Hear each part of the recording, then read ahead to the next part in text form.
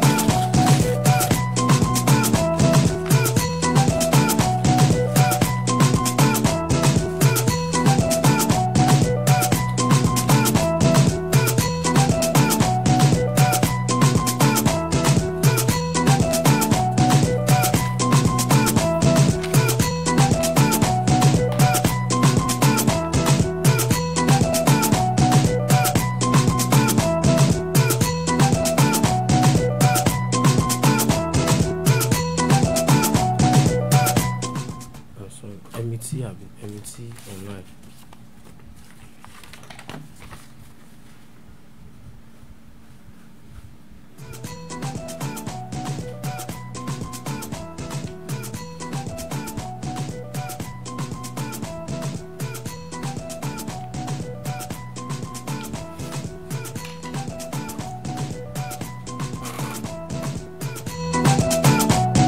Ó yá ká túbà kíra wa kú dédé àsìkò yìí ìyẹn ní gbogbo bíi tẹ́tí mọ́ láǹfààní àti mọ́ jẹ̀gbáládùn ètò yín ètò wa tá a bá ń sọ para wa láyò. Ìròyìn eré ìdárayá rèé lẹ́sẹ̀ kùkù nípínlẹ̀ Ọ̀yọ́ lórílẹ̀‐èdè wa Nàìjíríà nílẹ̀ adúláwọ̀ àti káàkiri gbogbo àgbáláyé níbo bá ti láǹfààní àti bá dáná gbogbo ẹ̀pọ̀ tá a fi dùn sí gbogbo àfikàn sí ìkànnì MET Online Radio ẹ tún lè wò wá tẹ́ ẹ bá ti sáàjì ẹ̀ ní ìkànnì ìbánidọ́rẹ̀ẹ́ MET Online TV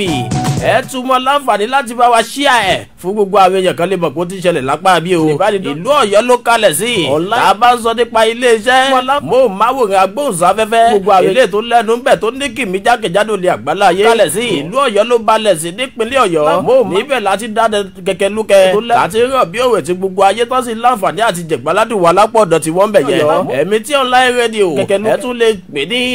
MET Online TV omi ẹ̀kọ́ náà ni o bẹ́ẹ̀ ṣe ń gbọ́ wa lẹ́tùmọ̀ láǹfààní àti wò wá ẹ tún lè ó mọ́lẹ̀ rékoso ẹ bá fẹ́ láǹfààní láti jẹ̀gbáládùn ẹ̀ lẹ́ẹ̀kan sí ẹ lọ ìkànnì ìbánidọ́rẹ̀ẹ́ bóyá Facebook ti yín ni o àbí ìkànnì ìbánidọ́rẹ̀ẹ́ yòówó ilé ìtẹ́ bá ń lò ẹ lọ sáàjì MET Online TV ẹ tún mọ láǹfààní láti bá wa ṣíà ẹ̀ fún gbogbo àwọn èèyàn jákèjádò ilẹ̀ àgbáláyé kan lè mọ̀ kó ti ń ṣẹlẹ̀ lápá bíi Super Eagles orílẹ̀-èdè wa Nàìjíríà lọ sínú ìdíje tilẹ̀ adúláwọ̀ tá a bá ń sọ nípa AFCON nìyẹn o eléyìí tí ó mọ̀ wáyé lórílẹ̀-èdè Cameroon lọ́dún 2022 lẹ́yìn ìgbà náà àwọn elétò ìlera ẹgbẹ́ agbábọ́ọ̀lù Napoli tún wá ń padà jóde yìí mọ̀ yìí pé ní kò pẹ́ yìí agbábọ́ọ̀lù yóò láǹfààní láti mọ gbáradì fún ẹgbẹ́ agbábọ́ọ̀lù Napoli o lọ sí jóde mọ̀ pé gbogbo ìgbà yóò bá láǹfààní àti bẹ̀rẹ̀ sí gbáradì báyìí. ìbòjú elétò lóyìnbó ń pè ní mask òní ò mọ láǹfààní àti lò láti mọ fi gbáradì o orí ibi tí wọ́n ti ṣe iṣẹ́ abẹ fún lọ́jọ́ Gíní àná kó lè tètè sọ ni o àìbá àmọ́ agbábọ́ọ̀lù kan tún fẹ́ lè láǹfààní àti kọlu Victor Osimhen lórí pápá o ìbòjú elétò ti wà lójú rẹ̀ yìí yóò dáàbò bojú Victor Osimhen láti dènà ẹ̀ pẹ̀lú ìjàmbá kó irú tó ṣẹlẹ̀ nígbà àkọ́kọ́ kó mọ̀ lè bá a ṣẹlẹ̀ sí Victor Osimhen nígbà ẹlẹ́ẹ̀kejì lórí ìkànnì ìbánidọ́rẹ̀ẹ́ tiẹ̀ gẹ́gẹ́ lánàá ó ní Victor Osimhen ti ń jóde ìmọ̀ yìí pé òun ti ṣetán láti gbá bọ́ọ̀lù fún ẹgbẹ́ agbábọ́ọ̀lù Super Eagles orílẹ̀-èdè wa Nàìjíríà ó ní ṣùgbọ́n àyàfi tí àwọn alákòóso ẹgbẹ́ agbábọ́ọ̀lù Super Eagles orílẹ̀-èdè wa Nàìjíríà ìwọ̀n bá láǹfààní àti kéde òun lára àwọn agbábọ́ọ̀lù tí wọ́n mọ láǹfààní àti mú lọ sínú ìdíje AFCON lè tí ó mọ wáyé lórílẹ̀‐èdè Cameroon ìyẹn lọ́dún 2022 ó ní nǹkan rèé ẹyọ kan rèé eléyìí tó lè fa àkùdé fóun o gẹ́gẹ́ bí Victor Osimhen ṣe ń jòdì mọ̀ òní ṣùgbọ́n níwọ̀nba ìgbà tí wọ́n bá ti kéde òun gẹ́gẹ́ bí ara àwọn agbábọ́ọ̀lù tí ó mọ ṣojú orílẹ̀‐èdè wa Nàìjíríà nínú ìdíje AFCON òun náà ti ṣetán nìyẹn o láti gbá bọ́ọ̀lù fún ikọ̀ ẹgbẹ́ agbábọ́ọ̀lù Super Eagles orílẹ̀‐èdè wa Nàìjíríà ìpàdé alágbára ilé tó wáyé lánàá láàrin àwọn ìjọba torílẹ̀‐èdè Cameroon àti ààrẹ àjọ ilé tó ṣàbójútó bọ́ọ̀lù aláfẹsẹ̀gbá ìyẹn lágbọ́n tilẹ̀ adúláwọ̀ tá a bá ń sọ nípa Patrice Motsepe ìyẹn lórí bójá wípé ìdíje AFCON lè láǹfààní àti wáyé lọ́dún tó ń bọ̀ o pàápàá jùlọ lórílẹ̀‐èdè Cameroon ìpàdé yìí ó lọ bó ti yẹ kó lọ lẹ́yìn ìpàdé èyí tí wọ́n padà fẹ́nu kò lé lórí ni wípé láàrin ìjọba torílẹ̀‐èdè Cameroon àti ààrẹ àjọ ilé tó ṣàbójútó bọ́ọ̀lù aláfẹsẹ̀gbá ìyẹn lílẹ̀ adúláwọ̀ tá a bá sọ nípa àjọ CAF nìyẹn o Confederation of African Football ilé tí Patrice Motsepe jẹ́ ààrẹ fún lẹ́yìn ìpàdé ló padà jó di mímọ̀ yìí pé àwọn alákòóso tá a bá ń sọ nípa ìjọba orílẹ̀-èdè Cameroon jó di mímọ̀ yìí pé àwọn ti múra lẹ̀ o àwọn ti múra lẹ̀ dáadáa gbogbo nǹkan tó àwọn nílò láti pèsè fún ìdíje tilẹ̀ adúláwọ̀ ilé tí ó mọ̀ wáyé lórílẹ̀-èdè Cameroon ìyẹn lọ́dún tí ń bọ̀ gbogbo ẹ̀ làwọn ti pèsè o ó sì jẹ́ wípé gbogbo àwọn pápá ìṣeré lọ́lọ́kan òjọ̀kan ilé tí wọ́n mọ̀ lò láti gbá ìdíje yìí gbogbo ẹ̀ ló ti wà ní sẹpẹ́ gbogbo àwọn tó ní ṣe pẹ̀lú ètò ìlera láti múra lẹ̀ dé ìdíje AFCON gbogbo ẹ̀ làwọn ti múra lẹ̀ o wọ́n ní kódà gbogbo tí àwọn ò ní lórílẹ̀-èdè Cameroon tẹ́lẹ̀ àwọn ti lọ sórílẹ̀-èdè ilé tó jẹ́ wípé àwọn dáńtọ́ lápá abẹ̀yẹn láti pèsè tó ní ṣe pẹ̀lú ètò ìlera ìyẹn lórílẹ̀‐èdè tí gbogbo ẹ̀ làwọn ti lọ kó wọlé ìyẹn sórílẹ̀‐èdè Cameroon kódà pàápàá ìṣeré lọ́lọ́kan òjọ̀kan lè ti ìdíje yìí tí ó ti mọ láǹfààní láti wáyé ìyẹn tó bá ti doṣù tí ń bọ̀ nínú ọdún tuntun ọdún 2022 wọ́n mú Patrice Motsepe ààrẹ àjọ CAF wọ́n mú lọ sínú àwọn pápá ìṣeré lọ́lọ́kan òjọ̀kan láti lọ fojú lóúnjẹ bóyá wọ́n ti múra lẹ̀ tóòtọ́ ni àbí àwọn ń gbéra wọn lẹ́gẹ̀ẹ́ ègé mọ̀sẹ̀rẹ̀ nígbà tí Patrice Motsepe ó sì láǹfààní àti dé àwọn pápá ìṣeré yìí tóòtọ́ òun náà padà kọ̀ǹfàmù ẹ̀ wípé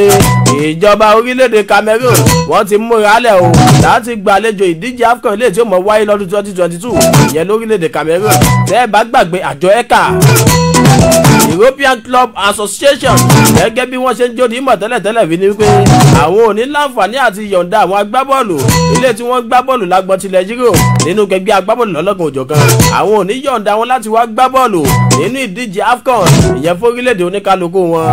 májọ FIFA náà padà sọ̀rọ̀ nínú nǹkan tí àjọ FIFA wí ni wípé ìgbẹ́ agbábọ́ọ̀lù kágbábọ́ọ̀lù ilé tó bá lóhùn òṣètán láti yọ̀ǹda agbábọ́ọ̀lù òun fún orílẹ̀-èdè tí ó láti láǹfààní láti kópa nínú ìdíje AFCON lọ́dọ̀ kan ni kí wọ́n láǹfààní àti yọ̀ǹda agbábọ́ọ̀lù wọn o tó bá ti jẹ́ wípé ètò ìlera àwọn agbábọ́ọ̀lù kò sí ìlànà ilé tó dáńtọ́ ilé tí ìjọba orílẹ̀-èdè Cameroon tí wọ́n ti pèsè fún ọ láti má jẹ́ kí wọ́n ní COVID-19 láti má kó COVID-19 padà wá nínú ìdíje AFCON wá sínú kẹgbẹ́ agbábọ́ọ̀lù wọn àwọn ti yọ̀ǹda fún gbogbo àwọn ìkẹgbẹ́ agbábọ́ọ̀lù wípé ẹ lè mọ́ yọ̀ǹda àwọn agbábọ́ọ̀lù yín o fún orílẹ̀-èdè wọn láti lọ kópa nínú ìdíje AFCON ṣùgbọ́n lẹ́yìn èyí ọ̀pọ̀lọpọ̀ awuyewuye ló ti ń lọ wípé ó ṣeé ṣe kí àjọ CAF kí wọ́n sún ìdíje àbá ń sọ nípa ìdíje tilẹ̀ adúláwọ̀ bọ́ọ̀lù aláfẹsẹ̀gbá nìyẹn o AFCON kí wọ́n sún kúrò nínú oṣù kínní ó sì máa wáyé ní òpin ọdún tó ń bọ̀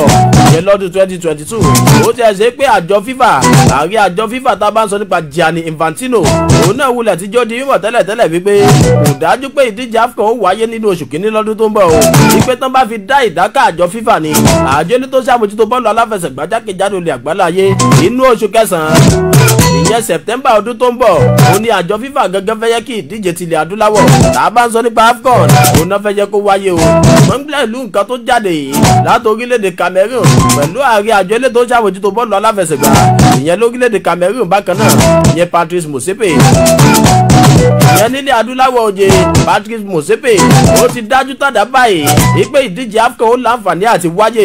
ìyẹn tó bá dọdún tí ń bọ̀ nìyẹn o tẹ́ẹ̀sì mọ̀ pé gbogbo tí ń ká àwọn ikọ̀ ẹgbẹ́ agbábọ́ọ̀lù lágbọ́n tilẹ̀ Europe lára ni wípé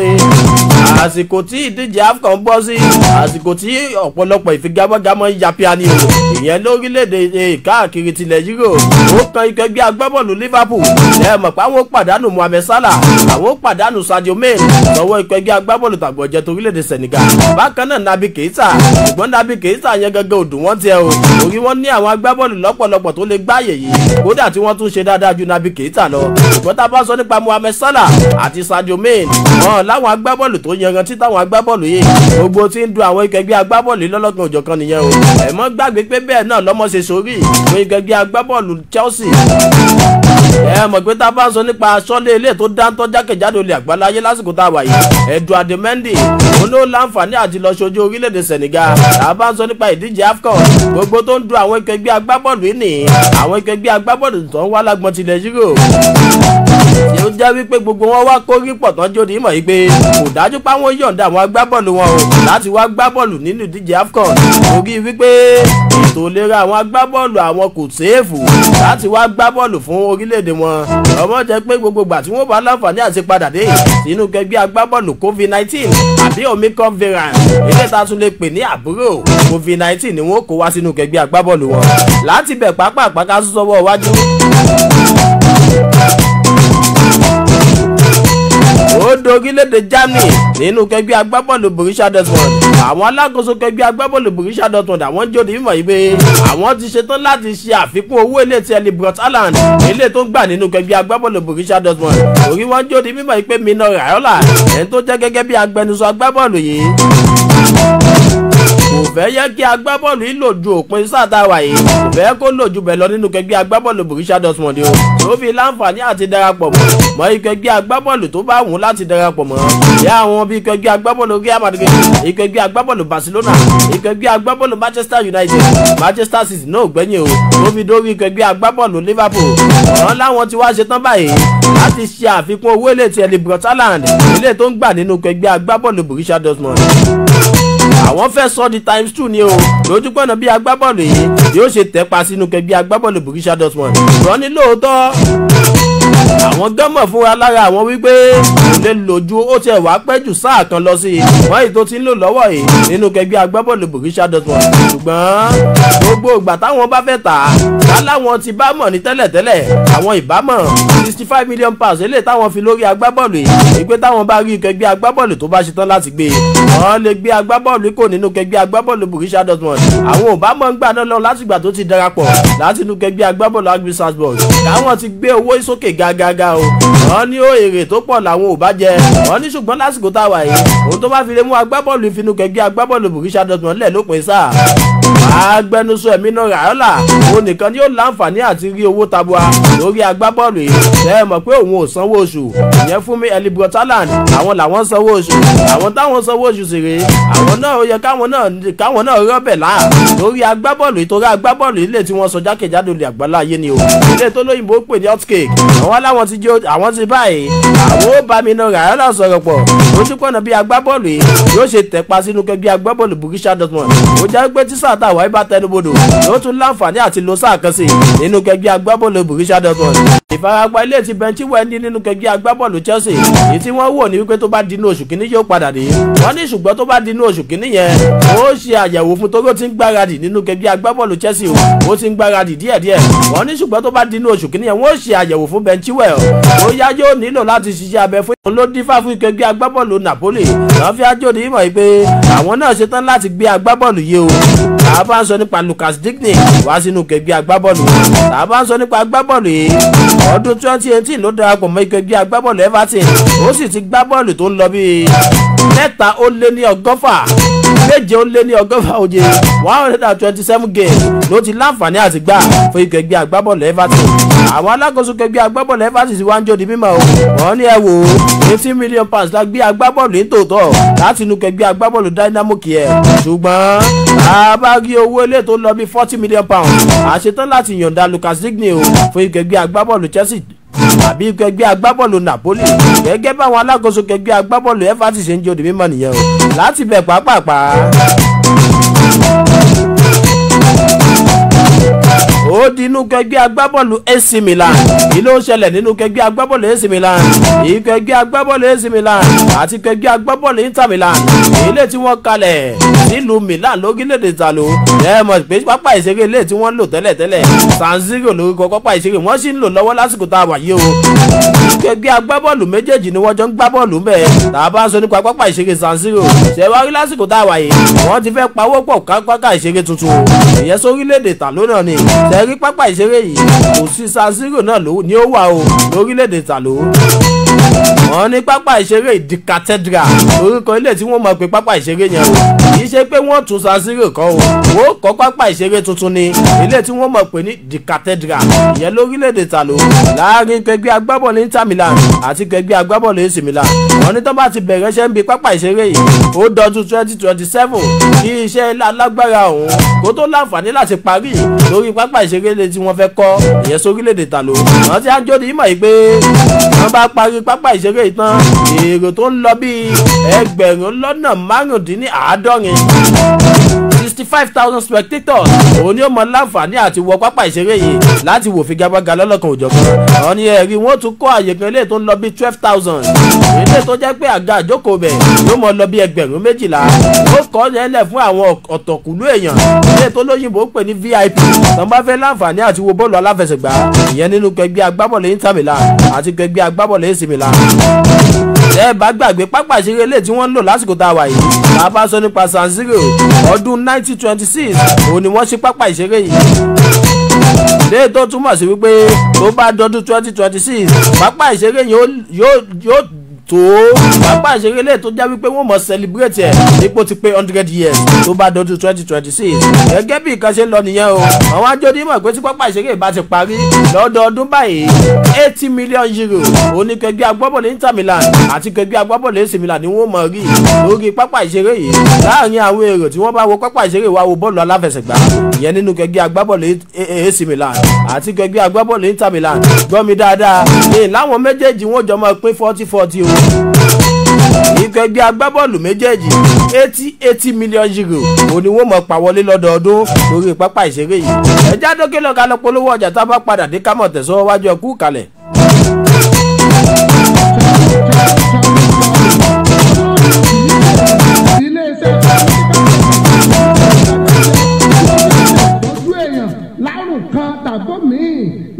oríṣiríṣi ewé àtẹ̀gbò tásẹ̀dá fi jíǹkì wọn iléeṣẹ́ ìbàgbà Chado Medical Center láwùjọ̀dá fi fún wọn lákòókò yìí o irú àìsàn wo ní bọ́ fínra ta kankan lọ́ọ́ ra àwọn ọjà tiẹ̀ lọ́dọ̀ wọn o àjẹbí ìdánni ìdákọ́lẹ̀ àtọ̀sí ìtọ̀ ṣúgà ikọ́ obìnrin tí ń ṣàwárí ẹ̀dà ọ̀pẹ́ ẹ̀yìn àti bẹ́ẹ̀ bẹ́ẹ̀ lọ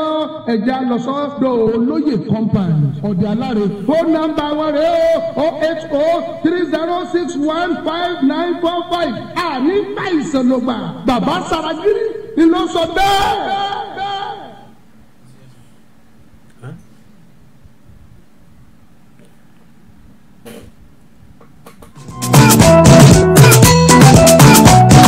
ẹ káàbọ̀ padà látọjú ọjà ìkànnì MT Online TV a bá ń sọ nípa eré ìdárayá para wa láyò ló ń lọ lọ́wọ́ lásìkò tá a wà yìí ẹ lè láǹfààní láti wò wá ní ìkànnì ìbánidọ́rẹ̀ẹ́ ti yín bẹ̀yẹn ẹ bá ti search MT Online TV ẹ tó mọ láǹfààní láti bá wa share ẹ kì í ṣe ètò yìí nìkan o gbogbo ètò ilé tó bá ń jáde láti iléeṣẹ́ yìí ìlú Ọ̀yọ́ lákalẹ̀ sí ìyẹn ní ìpínlẹ̀ Ọ̀yọ́ láti ń dáadẹ kẹkẹlúkẹ kódà lẹ́yìn ètò yìí ọ̀pọ̀lọpọ̀ ètò ló ń ti iléeṣẹ́ yìí jáde wá ilé tó dùn tó lárinrin létí ibi èdè Gẹ̀ẹ́sì la fẹ́ sọ ni àbí tèdè Yorùbá ilé tó yanrantí ẹ mọ bá wa ká lọ kẹ́ mọ láǹfààní láti bá wa share ẹ̀ gbogbo àwọn èèyàn kan lè mọ̀ kó ti ṣẹlẹ̀ lápá bí láti bẹ̀ pápápá láti orílẹ̀-èdè Ìtàló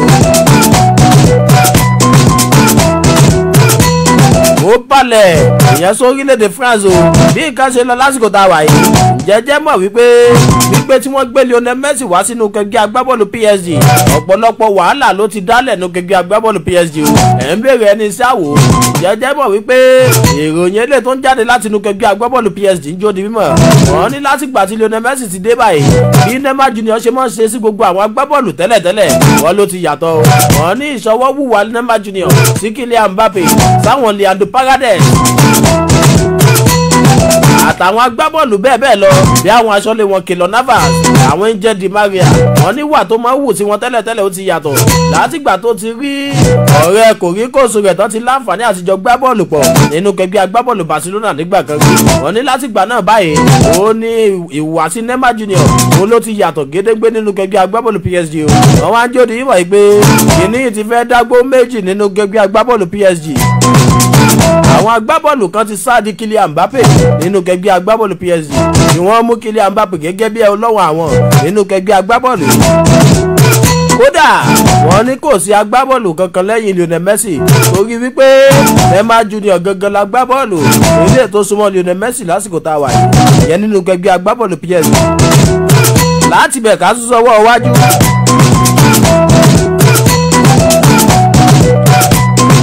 ká balẹ̀ sílẹ̀ Gẹ̀ẹ́sì nínú kẹgbẹ́ agbábọ́ọ̀lù Chelsea àwọn alákòóso kẹgbẹ́ agbábọ́ọ̀lù Chelsea wọ́n ti pe àwọn agbábọ́ọ̀lù 12 kan láti under 23 ìpele ọ̀jẹ̀wẹ́wẹ́ kẹgbẹ́ agbábọ́ọ̀lù Chelsea.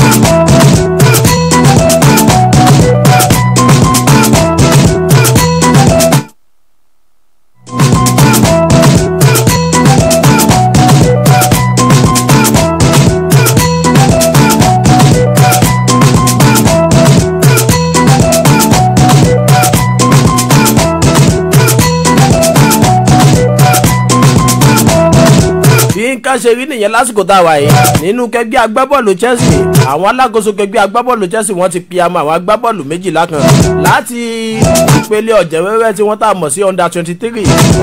jẹ́jẹ́ mọ̀ ìdí tí wọ́n ṣe láǹfààní àti lọ kó àwọn agbábọ́ọ̀lù 12 wá wọ́n níṣẹ́ mọ̀ wípé lẹ́yìn ìpàdé ilé tó wáyé nílẹ̀ Gẹ̀ẹ́sì láàrin àwọn àjọ ilé tó ṣàmójútó líìgì tilẹ̀ Gẹ̀ẹ́sì láti mọ̀ bóyá wípé àwọn figagbága lọ́lọ́kọ̀ òjọ̀kan ilé tí wọ́n mọ̀ gbá ní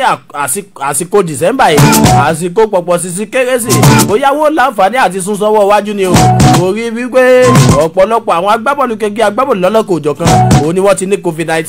ṣùgbọ́n gbogbo yín ìpàdé ilé tó wáyé gbogbo wọn yarí kanlẹ̀ wípé àwọn ò lè sún àwọn figagbága yìí sọ́wọ́ iwájú o àwọn ò mọ̀ gbà lọ bẹ́ẹ̀ ni èyí agbábọ́ọ̀lù tí kẹgbẹ́ agbábọ́ọ̀lù lọ́lọ́kọ̀ òjọ̀kan bá ní òun mọ̀ fi bá ìfigagbága òun lọ gẹ́gẹ́ bá ti kọ̀wé ẹ̀ òun ló dífá fún kẹgbẹ́ agbábọ́ọ̀lù Chelsea o láti lọ kó àwọn agbábọ́ọ̀lù 12 láti ìpele ọ̀jẹ̀wẹ́wẹ́ kẹgbẹ́ agbábọ́ọ̀lù Chelsea under 23 nìyẹn o torí àjọ ilẹ̀ Gẹ̀ẹ́sì ti ṣe òfin tí wọ́n sì ṣe ni wípé tó bá ti ní agbábọ́ọ̀lù 13 ilé tó yanrantí àti aṣọ́lé kan nínú kẹgbẹ́ agbábọ́ọ̀lù rẹ̀ ó ti lè láǹfààní báyìí láti gbá ìfigagbága o ilé tó bá kan kẹgbẹ́ agbábọ́ọ̀lù lọ́lọ́kọ̀ òjọ̀kan ó ti yàtọ̀ sí wípé èyí tí agbábọ́ọ̀lù bíi 5 ní COVID-19 tẹ́lẹ̀tẹ́lẹ̀ nínú kẹgbẹ́ agbábọ́ọ̀lù tí wọ́n mọ̀ sún ìfigagbága àbí tí wọ́n ní COVID-19 tó ń lọ bí 7 tí wọ́n mọ̀ sún ìfigagbága fún kẹgbẹ́ agbábọ́ọ̀lù wọ́n wá jóde ìmọ̀ pé tó bá ti ní agbábọ́ọ̀lù tó 13 ilé tí wọ́n ní COVID-19 tó sì ní aṣọ́lé kan you are good to go gẹ́gẹ́ bí wọ́n ṣe sọ ìbò òníyẹn nílẹ̀ Gẹ̀ẹ́sì o ti lé láǹfààní àti gbá bọ́ọ̀lù ìyẹn fún ìkẹgbẹ́ agbábọ́ọ̀lù ilé tó bá láǹfààní àti gbá bọ́ọ̀lù fún kò sí pé wọ́n á sún ìfigagbága kankan mọ́ nílẹ̀ Gẹ̀ẹ́sì láti bẹ̀ pápápá ṣe ìwò yẹn lẹ ṣe ń bá wa fẹ́ gbogbo àwọn èèyàn kan lè mọ̀ kó ti ń ṣẹlẹ̀ lápá bí o torí wípé ìkànnì MT Online TV ibẹ̀ láti ń láǹfààní láti já yín tàn bó ṣe ń lọ tá a bá ń sọ nípa ìròyìn eré ìdárayá látẹ̀sẹ̀ kòkó nípínlẹ̀ Ọ̀yọ́ lórílẹ̀‐èdè wa Nàìjíríà tó fi káàkiri gbogbo ilẹ̀ àgbáláyé ẹ lè láǹfààní láti wò wá ní ìkànnì ìbánidọ́rẹ̀ẹ́ ti yín bẹ̀ yẹn ẹ bá ti láǹfààní tẹ sáàchì ẹ̀ ní online ẹ wò ní social media ti yín ẹ sáàchì MT Online TV ẹ tún mọ láǹfààní láti bá wa ṣíà ẹ̀ gbogbo àwọn èèyàn kan lè mọ̀ kó ti ṣẹlẹ̀ lápá bí eré ìdárayá para wa láyò òun ló tẹ̀sọ̀wọ́ wájú ṣé ọ̀tá níyín àbópè ànígbàgbọ́ pé ẹ̀yin ti alágbà ọ̀dọ̀ ti yín bẹ̀ yẹn ọ̀tá níyín o ẹ̀ ṣe òpè torí òpè ń tiẹ̀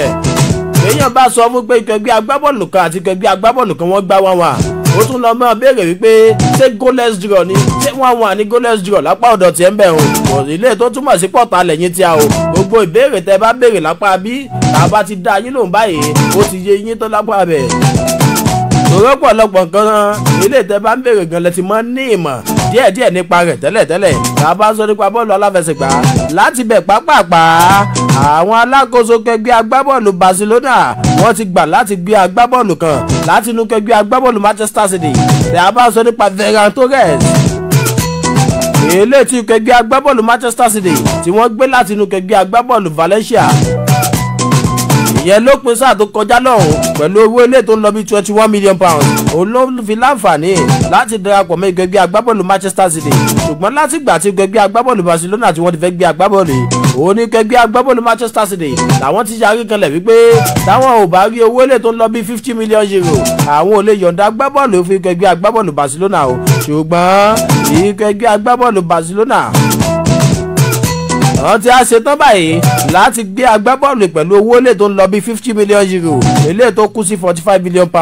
pẹ̀lú gbogbo owó àjẹmọ́nú ni o torí kẹgbẹ́ agbábọ́ọ̀lù Barcelona wọ́n láwọn ṣetán láti lọ yá owó nílé ìfowópamọ́ owó ilé tó ń lọ bí £50 million òun ni wọ́n fẹ́ lọ yá lásìkò tá a wà yìí láti fi gbé Ferran Torres agbábọ́ọ̀lù kẹgbẹ́ agbábọ́ọ̀lù Barcelona nìyẹn o èlé tó ti agbábọ́ọ̀lù kẹgbẹ́ agbábọ́ọ̀lù Manchester City èlé tó láǹfààní àti gbábọ́ọ̀lù fún kẹgbẹ́ agbábọ́ọ̀lù Valencia torí ọ̀njẹ́ òdi mímọ̀ yìí pé àìsí agbábọ́ọ̀lù lọ́wọ́ wájú èlé tó dáńtọ́ lọ́wọ́ wájú àwọn òun ló fa akùdé fún kẹgbẹ́ agbábọ́ọ̀lù Barcelona o torí ọ̀pọ̀lọpọ̀ àǹfààní làwọn ń pèsè látọwọ́ àárín sí ọwọ́ iwájú nínú kẹgbẹ́ agbábọ́ọ̀lù Barcelona ṣùgbọ́n àìní agbábọ́ọ̀lù èlé tó dáńtọ́ tó lè ṣàmúlò àǹfààní òun ló fa akùdé fún kẹgbẹ́ agbábọ́ọ̀lù Barcelona o bí àpẹẹrẹ ìfigagbága èlé tó láǹfààní àti wáyé lánàá àjẹ́lẹ̀ ìfigagbága ilé tó láǹfààní àti wáyé lánàá láàrin kẹgbẹ́ agbábọ́ọ̀lù Barcelona àti kẹgbẹ́ agbábọ́ọ̀lù Valencia ìfigagbága ilé tó yẹ kó ti wáyé tipẹ́ nínú ìfigagbága ọ̀hún ó tẹ̀ ṣe pé ọ̀mì ayò kọ̀ọ̀kan òun ló bá dé láàrin kẹgbẹ́ agbábọ́ọ̀lù Barcelona àti kẹgbẹ́ agbábọ́ọ̀lù Sevilla àǹfààní eléyìí tí kẹgbẹ́ agbábọ́ọ̀lù Barcelona gbá ìyẹn sí aṣọ́lé kẹgbẹ́ agbábọ́ọ̀lù Sevilla tó sùn sí láǹfààní àti mú tiẹ̀ òun lọ bí 6 shot on target ṣọ́ọ̀tì mẹ́fà òun náà láǹfààní àti gbá sójú ilé aṣọ́lé kẹgbẹ́ agbábọ́ọ̀lù Sevilla ilé tó túmọ̀ sí pé àìní àǹfààní láti ní atamátàsí ilé tó mọ bí wọ́n ṣe mi àwọn dáadáa òun ló fa kùdé fún kẹgbẹ́ agbábọ́ọ̀lù Barcelona o ìyẹn nínú ìfigagbága ilé tó láǹfààní láti wáyé lánàá bí nǹkan ṣe rí nìyẹn lápá rẹ̀ láti bẹ̀ pápápá nínú kẹgbẹ́ agbábọ́ọ̀lù Manchester United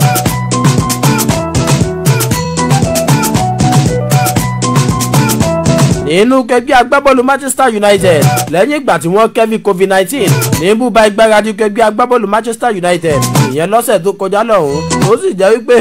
ọ̀pọ̀lọpọ̀ ìfigagbága kẹgbẹ́ agbábọ́ọ̀lù Manchester United òun ni wọ́n sún sọ́wọ́ iwájú ṣùgbọ́n lánàá wọ́n ṣí búba ìgbáradì yẹn padà tá a bá sọ nípa Carrington ìyẹn tínú kẹgbẹ́ agbábọ́ọ̀lù Manchester United lẹ́yìn ìgbà tí wọ́n wá ṣí búba ìgbáradì yẹn padà jẹ́jẹ́ mọ̀ wípé àwọn agbábọ́ọ̀lù mẹ́ta kan wà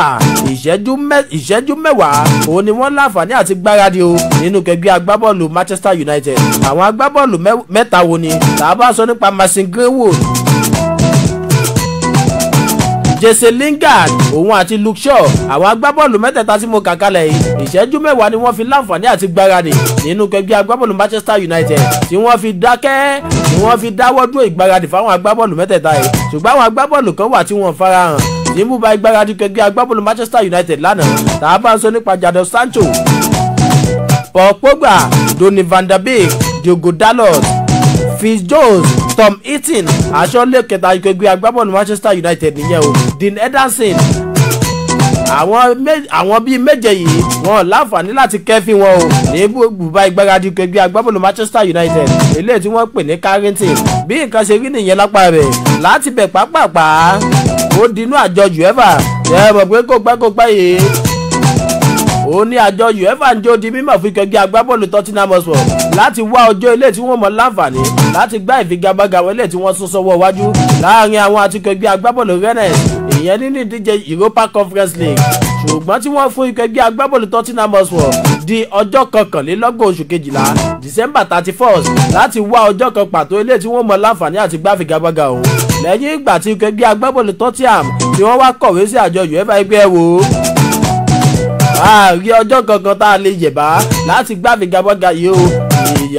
ìránṣẹ́ iṣẹ́ jáde látọ̀dọ̀ àjọ UEFA tó sì jòdì mọ̀ wípé àwọn ti bu ọlá àti iyì fún ìkẹgbẹ́ agbábọ́ọ̀lù Rennes léyìí tó túmọ̀ sí wípé ìfigagbága wọn ti kọ 3 points 3 goals fún ìkẹgbẹ́ agbábọ́ọ̀lù Rennes léyìí tó túmọ̀ sí wípé wọ́n ti ní ìkẹgbẹ́ agbábọ́ọ̀lù Tottenham Hotspur òun ti pàdánù ìfigagbága òun léyìí tó túmọ̀ sí pé ìkẹgbẹ́ agbábọ́ọ̀lù Vitesse Arnhem láti orílẹ̀-èdè Netherlands òun ló tẹ̀lé ìkẹgbẹ́ agbábọ́ọ̀lù Rennes jáde ní ìsọ̀rí tiwọn láti mọ yọyọ sí ìpele ilé tó kàn nínú ìdíje Europa Conference League ṣùgbọ́n síbẹ̀síbẹ̀ ǹjẹ́ mọ̀ wípé ojú egbò ilé tí ò ti jìnnà fún ìkẹgbẹ́ agbábọ́ọ̀lù Tottenham Hotspur àjọ UEFA wọ́n tún ti buyọ̀ sí o bó wọ́n ṣe buyọ̀ sí i. àjọ UEFA ń jó di mímọ̀ yìí pé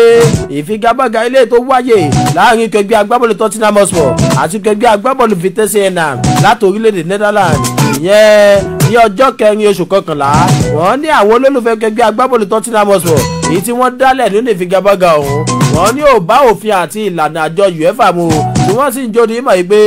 pẹ̀lú bí ìka ṣe lọ lásìkò tá a wà yìí wọ́n ti wá fáìnì àwọn olólùfẹ́ ìkẹgbẹ́ agbábọ́ọ̀lù Tottenham Hotspur lé tó túmọ̀ sí wípé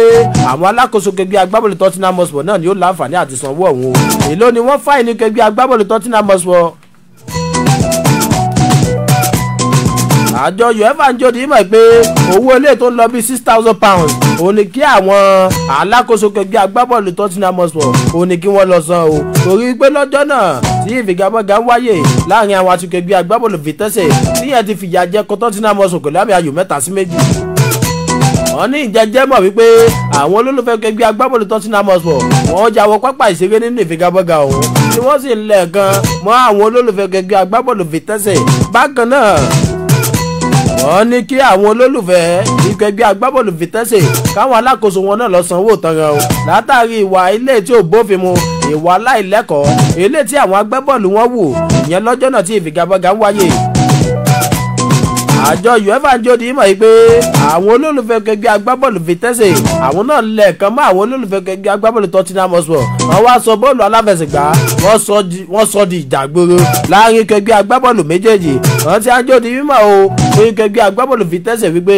ìpẹ́ ẹlẹ́ àǹfààní àti ìyàwó pápá ìṣeré ẹni ọ̀sán £5,000 lẹ́lẹ́ẹ̀kejì ẹ̀ tún láǹfààní láti lẹ́ẹ̀kan mọ́ àwọn olólùfẹ́ kẹgbẹ́ agbábọ́ọ̀lù Tottenham Hotspur ẹ̀yin méjèèjì wá ẹjọ́ ń fẹ́ kí bí owó inú àwo ìyẹn nínú ìfigagbága ilé tó láǹfààní àti wáyé ọ̀hún wọ́n ní ká tó lọ sọ £5,000 lẹ́yìn tó túmọ̀ sí wípé gbogbo owó ilé tí wọ́n ní kí kẹgbẹ́ agbábọ́ọ̀lù Vitesse Arnhem ilé tí wọ́n ní kó san gẹ́gẹ́ bí owó ìtanràn báyìí ó ti ń lọ bí £10,000 gẹ́gẹ́ bí owó ìtanràn nìyẹn o bí nǹkan ṣe rí nìyẹn lápá bẹ́ẹ̀ ìfigagbága lọ́lọ́kan òjọ̀kan wáyé lánàá tá a bá ń sọ nípa ìdíje Spanish La Liga Carabao Cup náà wáyé lánàá ìdíje Italian Serie A náà wáyé lánàá ó làwọn ìfigagbága ó ṣe láǹfààní àti lọ tẹ̀rí lánàá ìkẹgbẹ́ agbábọ́ọ̀lù Villarreal ó fìyà jẹ Deportivo Alaves àmì ayò 5-2 ni ìkẹgbẹ́ agbábọ́ọ̀lù Sevilla òun àti ìkẹgbẹ́ agbábọ́ọ̀lù Barcelona àmì ayò kọ̀ọ̀kan ìkẹgbẹ́ agbábọ́ọ̀lù Arsenal fìyà jẹ Sunderland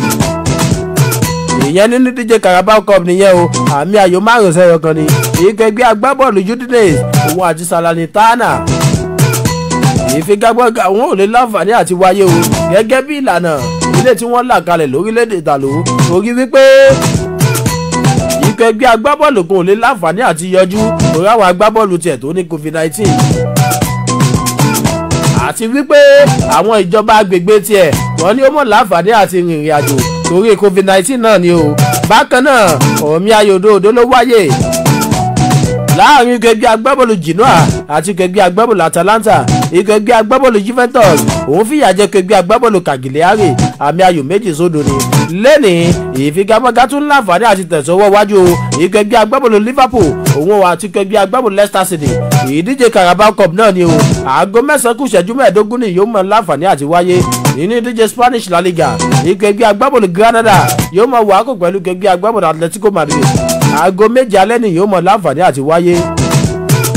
Athletic Bilbao òun àti kẹgbẹ́ agbábọ́ọ̀lù Real Madrid aago 9:00 àṣálẹ́ ni yóò mọ wáyé tá a bá ń sọ nípa ìdíje Carabao Cup ilé tí ó mọ láǹfààní àti wáyé lẹ́ni ìkẹgbẹ́ agbábọ́ọ̀lù Brentford òun àti kẹgbẹ́ agbábọ́ọ̀lù Chelsea aago 9:15 ni ìkẹgbẹ́ agbábọ́ọ̀lù Liverpool yóò mọ wàákò pẹ̀lú kẹgbẹ́ agbábọ́ọ̀lù Leicester City aago 9:15 ni bákan náà ìkẹgbẹ́ agbábọ́ọ̀lù Tottenham Hotspur yóò mọ wàákò pẹ̀lú kẹgbẹ́ agbábọ́ọ̀lù West Ham United aago 9:15 náà ni o 8:45 p.m. nínú ìdíje French Ligue 1 àwọn àfigagbága lọ́lọ́gọ̀ òjọ̀kan náà mọ̀ wáyé lẹ́ni ìkẹgbẹ́ agbábọ́ọ̀lù Bordeaux òun àti ìkẹgbẹ́ agbábọ́ọ̀lù Lille aago 9 níyàn mọ̀ wáyé ìkẹgbẹ́ agbábọ́ọ̀lù Clermont Foot òun àti ìkẹgbẹ́ agbábọ́ọ̀lù Strasbourg aago 9 náà ni ìkẹgbẹ́ agbábọ́ọ̀lù Lorient òun àti ìkẹgbẹ́ agbábọ́ọ̀lù PSG dédé aago mẹ́sàn-án nìyẹn náà mọ̀ láǹfààní àti wáyé o ìkẹgbẹ́ agbábọ́ọ̀lù Lyon yóò mọ̀ wàákò pẹ̀lú ìkẹgbẹ́ agbábọ́ọ̀lù Metz aago mẹ́sàn-án ìkẹgbẹ́ agbábọ́ọ̀lù Olympique Marseille òun àti ìkẹgbẹ́ agbábọ́ọ̀lù Reims aago mẹ́sàn-án àṣálẹ́ nìyẹn náà mọ̀ láǹfààní àti wáyé ìkẹgbẹ́ agbábọ́ọ̀lù AS Monaco yóò mọ̀ wàákò pẹ̀lú ìkẹgbẹ́ agbábọ́ọ̀lù Rennes aago mẹ́sàn-án náà ni ìkẹgbẹ́ agbábọ́ọ̀lù Montpellier òun àti ìkẹgbẹ́ agbábọ́ọ̀lù Angers aago mẹ́sàn-án àṣálẹ́ ìkẹgbẹ́ agbábọ́ọ̀lù Nice yóò mọ̀ fìjà pẹ́ta pẹ̀lú ìkẹgbẹ́ agbábọ́ọ̀lù Lens aago mẹ́sàn-án àṣálẹ́ nìyẹn náà mọ̀ láǹfààní àti wáyé ìkẹgbẹ́ agbábọ́ọ̀lù Saint-Etienne òun àti ìkẹgbẹ́ agbábọ́ọ̀lù Nantes ìkẹgbẹ́ agbábọ́ọ̀lù Troyes òun àti ìkẹgbẹ́ agbábọ́ọ̀lù Brest bí nǹkan ṣe mọ́ lọ nìyẹn lápá abẹ bákan náà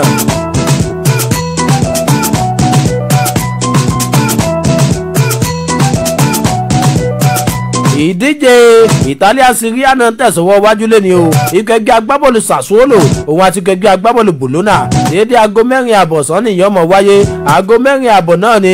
ìkẹgbẹ́ agbábọ́ọ̀lù Venezia òun àti ìkẹgbẹ́ agbábọ́ọ̀lù Lazio ìkẹgbẹ́ agbábọ́ọ̀lù Hellas Verona òun àti ìkẹgbẹ́ agbábọ́ọ̀lù Fiorentina ìkẹgbẹ́ agbábọ́ọ̀lù Inter Milan òun àti ìkẹgbẹ́ agbábọ́ọ̀lù Torino ìkẹgbẹ́ agbábọ́ọ̀lù Ezuma òun àti ìkẹgbẹ́ agbábọ́ọ̀lù Sampdoria Empoli òun àti ìkẹgbẹ́ agbábọ́ọ̀lù AC Milan ìkẹgbẹ́ agbábọ́ọ̀lù Napoli òun àti ìkẹgbẹ́ agbábọ́ọ̀lù Spezia.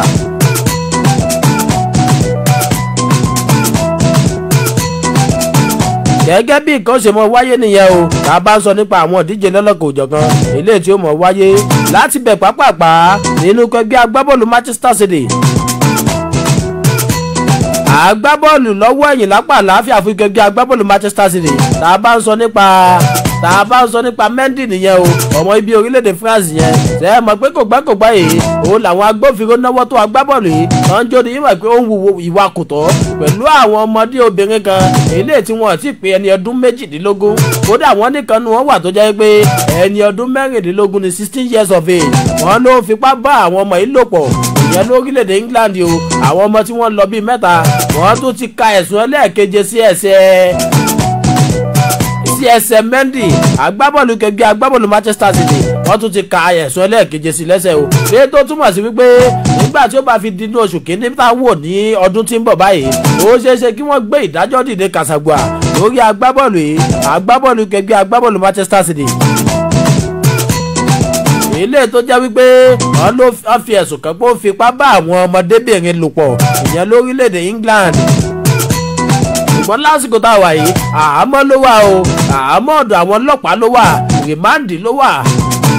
kó tó di pé wọ́n gbé ẹjọ́ Mendy ìyẹn nínú oṣù kínní ọdún tí ń bọ̀ gẹ́gẹ́ bí nǹkan ṣe lọ nìyẹn lásìkò tá a wà yìí ìkẹgbẹ́ agbábọ́ọ̀lù Lazio ó ti mi àwọn ìkẹgbẹ́ agbábọ́ọ̀lù Venezia tá a bá sọ nípa ìdíje Italia Serie A nìyẹn o láti bẹ̀ pápápá láàrin àsìkò ilé tó kù yìí ìròyìn eléyìí tó ń tẹ̀mí lọ́wọ́ ló ní yàjóyàjó ni wípé agbábọ́ọ̀lù kẹgbẹ́ agbábọ́ọ̀lù Arsenal Lucas Torreira eléyìí tó lọ ṣiṣẹ́ àdéhùn aláyàlò ìyẹn nínú kẹgbẹ́ agbábọ́ọ̀lù Fiorentina wọ́n láwọn alákòóso kẹgbẹ́ agbábọ́ọ̀lù Fiorentina wọ́n láwọn ti ṣetán o láti san £50 million fún kẹgbẹ́ agbábọ́ọ̀lù Arsenal lópin sáà tá a wà yìí lójú pọ̀nà láti gbé agbábọ́ọ̀lù yìí tán ní àdéhùn permanent deal òun lágbábọ́ọ̀lù yìí látìgbà tó ti darapọ̀ mọ́ kẹgbẹ́ agbábọ́ọ̀lù Fiorentina ikú ń ké bí epo ẹyẹ ń ké bí ẹyẹ nínú kẹgbẹ́ agbábọ́ọ̀lù yìí ọmọ èèyàn gan fọhùn bí ọmọ èèyàn nínú kẹgbẹ́ agbábọ́ọ̀lù Fiorentina ni o àwọn làwọn ti ṣetán báyìí láti san £50 million fún kẹgbẹ́ agbábọ́ọ̀lù Arsenal gẹ́gẹ́ bí nǹkan ṣe rí nìyẹn lápá abẹ́ o nínú kẹgbẹ́ agbábọ́ọ̀lù Arsenal nínú kẹgbẹ́ agbábọ́ọ̀lù Chelsea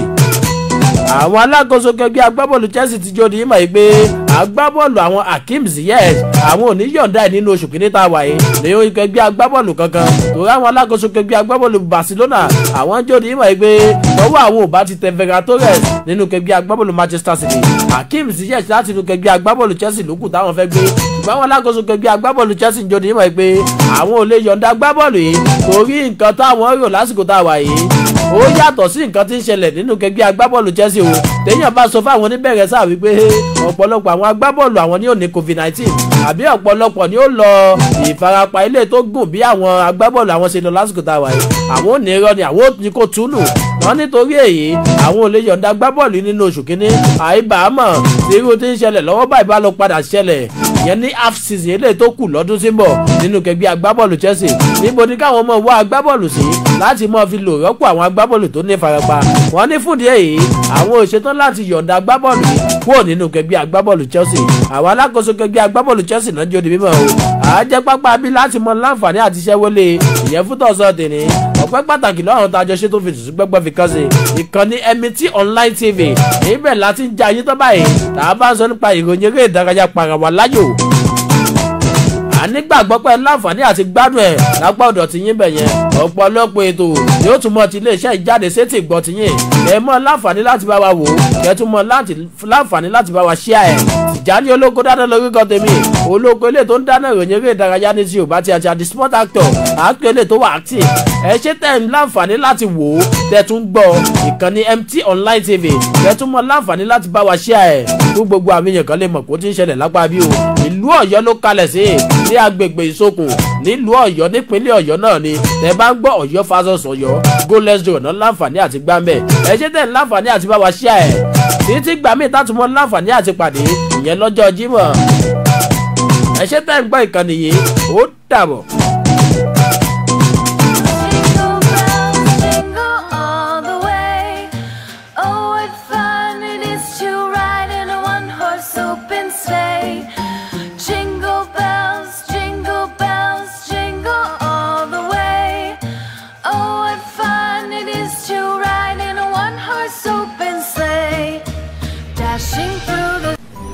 Oh yes, it is another Christmas season, the season of fanfare and camaraderie again. Emity Television joins thousands of our numerous followers to celebrate this year's Christmas festivity in big form. Christmas carol, Christmas lectures, visit to Emity Christmas tree farm, family and friends photo shoots, and Father Christmas Santa Claus, where your kids can get away with exciting giveaway gifts. You can also visit our photo and makeover studio with your family and friends for family photo shoots. We therefore call on Church of God, institutions and private organizations to partner with us in effort to make this a fun-filled occasion. You can visit our studio office, Emity Shopping Complex, Bola Ishokun, Oyo, or call us through these lines 080-6993-2842 or 070-6860-7790. It is Christmas season. Let's have a lot of fun together.